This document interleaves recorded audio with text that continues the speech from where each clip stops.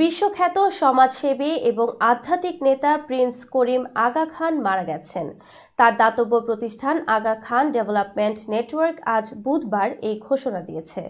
এক প্রতিবেদনে এসব তথ্য জানিয়েছে রয়টার্স। ৮৮ বছর বয়সে লিসবনে মারা যাওয়া আগা খান ছিলেন শিয়া ইসলামের ইসমাইলি সম্প্রদায়ের ৪৯তম বংশগত ইমাম, যারা সরাসরি নবী মুহাম্মদের বংশধর। আগা খানের দাতব্য প্রতিষ্ঠান সোশ্যাল মিডিয়ায় বিবৃতিতে জানিয়েছে, পর্তুগালের লিসবনে শান্তিপূর্ণভাবে মারা যান তিনি। ১৯৩৬ সালের ১৩ ডিসেম্বর সুইজারল্যান্ডের জন্মগ্রহণকারী আগা খানের ব্রিটিশ নাগরিকত্ব ছিল। পরে তিনি সুইজারল্যান্ডে ফিরে লে রোজি স্কুলে পড়াশোনা করেন। এরপর হার্ভার্ডে ইসলামের ইতিহাস নিয়ে পড়ালেখা করতে যুক্তরাষ্ট্রে পাড়ি জমান। তিনি ফ্রান্সে থাকতেন।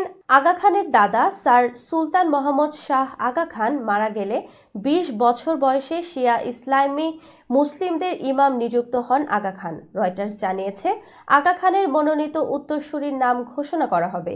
তার সম্পদের পরিমাণ আনুমানিক $৮০০ মিলিয়ন থেকে $১৩ বিলিয়ন পর্যন্ত হয়েছিল।